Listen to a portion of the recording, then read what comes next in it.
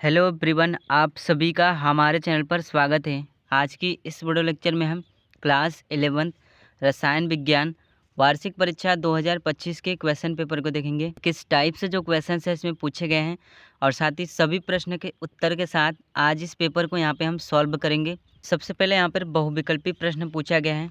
Question number पहला यहाँ पर दे रखा है, किस संघ में द्विपार्श्व सममिति अनुपस्थित होती है। ऑप्शन नंबर जो फर्स्ट वाला यहाँ पे दे रखा है प्लेटो हेलमिंथीज में, ये वाला इसका आंसर हो जाएगा।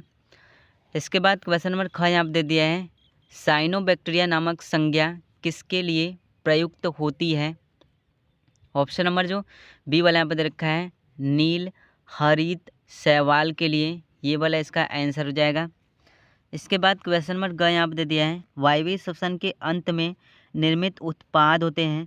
इसमें जो उत्पाद होता है CO2 और H2O होता है, ये वाला इसका आंसर हो जाएगा। इसके बाद क्वेश्चन नंबर घ यहाँ पे दे दिया है, वृक्क द्वारा स्रावित हार्मोन है। ऑप्शन नंबर जो डी वाला यहाँ पे दे रखा है एरिथ्रोपोइटिन, ये वाला इसका आंसर हो जाएगा। इसके बाद क्वेश्चन नंबर 2 में आएंगे तो एक एक नंबर के 5 क्वेश्चन यहाँ पे पूछे गए हैं। क्वेश्चन नंबर 2 का क दे दिया है, भूरे शैवाल का रंग किस वर्णक के फलस्वरूप प्रतीत होता है। इसका आंसर क्या हो जाएगा, फ्यूकोजेंथिम नामक वर्णक की वजह से। इस तरह से इसका आंसर हो जाएगा। क्वेश्चन नंबर ख यहाँ पे दे दिया है, ऊतक के 2 प्रकारों का नाम यहाँ पे हमें लिखना है। तो पहला जो प्रकार हो जाएगा वो उपकला ऊतक हो जाएगा और दूसरा संयोजी ऊतक हो जाएगा। इसके बाद क्वेश्चन नंबर ग यहाँ पे दे दिया है, न्यूक्लियोटाइड्स एक दूसरे से किस प्रकार के बंधों से जुड़े रहते हैं। यहाँ पर हमें इसका आंसर देना है।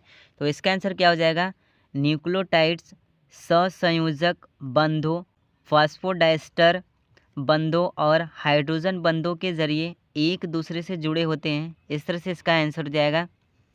क्वेश्चन नंबर घ यहाँ पे दे दिया है, श्वसन गुणांक को प्रदर्शित करने वाले उपकरण का नाम यहाँ पे हमें लिखना है। इसका आंसर यहाँ पे क्या हो जाएगा, रेस्पायरोमीटर, ये इसका आंसर हो जाएगा। क्वेश्चन नंबर अंग यहाँ पे दे दिया है, आनुवंशिक रूप से बौने पौधे को किसके प्रयोग से लंबा किया जा सकता है। यहाँ पे हमें इसका आंसर देना है। तो इसका आंसर क्या हो जाएगा, जिब्रेलिक अम्ल का इस्तेमाल करके। इस तरह से इसका आंसर हो जाएगा। इसके बाद क्वेश्चन नंबर 3 में आएंगे तो 2-2 नंबर के 5 क्वेश्चन यहाँ पे पूछे गए हैं। क्वेश्चन नंबर का यहाँ पे दे दिया है, साइटोटैक्सोनॉमी से क्या तात्पर्य है।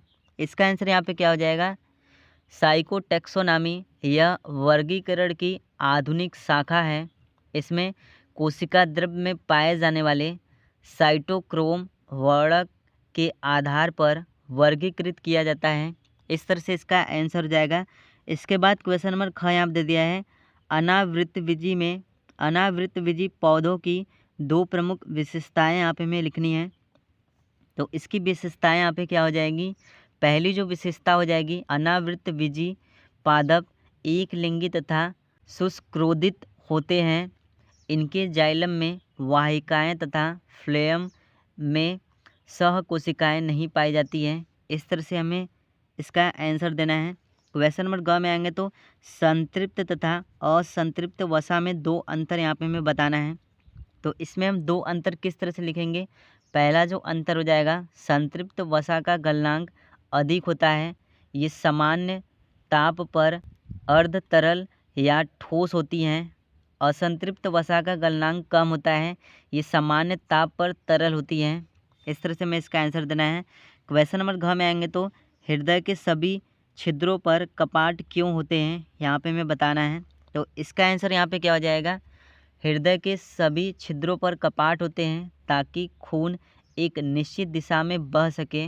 इस तरह से हमें इसका आंसर देना है। इसके बाद क्वेश्चन नंबर अंग यहाँ पे दे दिया है, वृक्कशोथ रोग में क्या होता है, यहाँ पे हमें बताना है। इस रोग में गुर्दे में सूजन आ जाती है। इस तरह से इसका आंसर हो जाएगा। इसके बाद क्वेश्चन नंबर 4 में आएंगे तो 3-3 नंबर के 5 क्वेश्चन यहाँ पे पूछे गए हैं। क्वेश्चन नंबर 4 का क दे दिया है, लाल शैवाल तथा भूरे शैवाल में यहाँ पे हमें अंतर लिखना है। तो इसमें हम अंतर किस तरह से लिखेंगे, लाल शैवाल इनमें फाइकोबिलिन उपस्थित होता है, भूरे शैवाल इनमें फाइकोबिलिन अनुपस्थित होता है।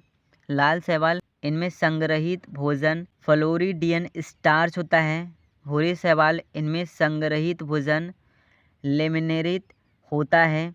इस तरह से हमें इसका आंसर देना है। इसके बाद क्वेश्चन नंबर ख में आएंगे तो रुधिर एवं लसिका में यहाँ पे हमें अंतर लिखना है। तो इसमें हम अंतर किस तरह से लिखेंगे? रुधिर, इनमें लाल रुधिर कणिकाएँ होती हैं, लसिका इनमें लाल रुधिर कणिकाएँ नहीं होती है। रुधिर यह वाहिका तंत्र में बहती है, लसिका यह लसिका तंत्र में बहती है।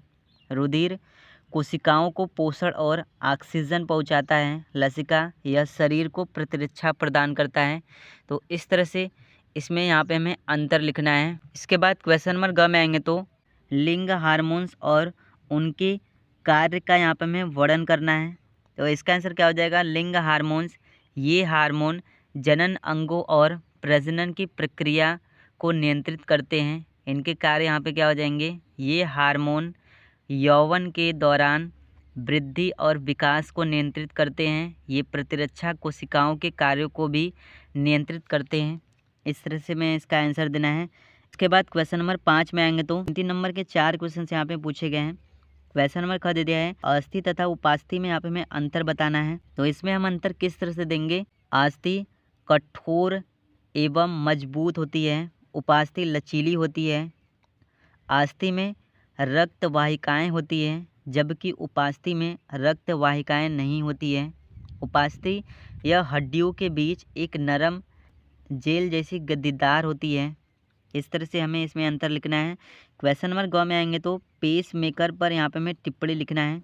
तो इस पर टिप्पणी हम किस तरह से लिखेंगे? पेस मेकर एक ऐसे उपकरण होते हैं जिन्हें आमतौर पर सर्जरी के जरिए आपके शरीर में लगाया जा सकता है ताकि आपके दिल के विद्युत प्रणाली को सहारा मिल सके। इसके बाद क्वेश्चन नंबर 6 में आएंगे तो 3 नंबर के 4 क्वेश्चन यहाँ पे पूछे गए हैं। पहला क्वेश्चन यहाँ पे दे रखा है माइटोकांड्रिया तथा हरित लवक में अंतर यहाँ पे हमें बताना है। तो इसमें हम अंतर किस तरह से लिखेंगे? माइटोकांड्रिया एटीपी का उत्पादन करता है, जबकि हरित लवक प्रकाश संश्लेषण के लिए ग्लूकोज का उत्पादन करता है।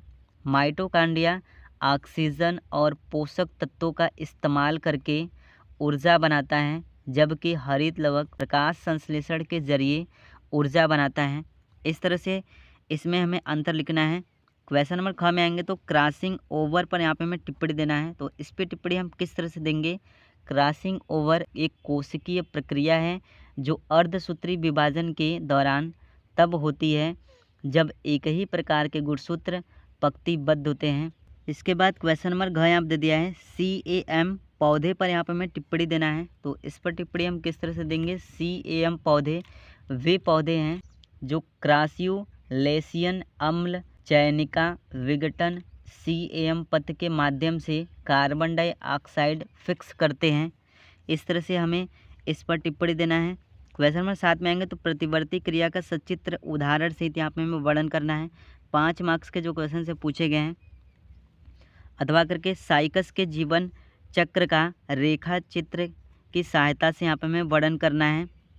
क्वेश्चन नंबर 8 में आएंगे तो तंत्रिका ऊतक की संरचना तथा कार्य का यहाँ पे हमें वर्णन करना है। 5 नंबर के जो क्वेश्चन से पूछे गए हैं अथवा करके हीमोग्लोबिन क्या है, यह कहाँ पाया जाता है, ऑक्सीजन का परिवहन किस प्रकार होता है, यहाँ पे हमें इसका आंसर देना है।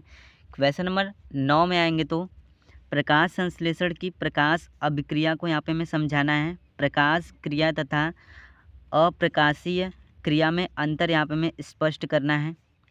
तो इस तरह से क्लास 11th जीव विज्ञान वार्षिक परीक्षा 2025 के क्वेश्चन पेपर में जो क्वेश्चन से पूछे गए हैं, वीडियो पसंद आए तो वीडियो को लाइक कर दीजिएगा, साथ ही हमारे चैनल अपने चैनल को सब्सक्राइब कर दीजिएगा।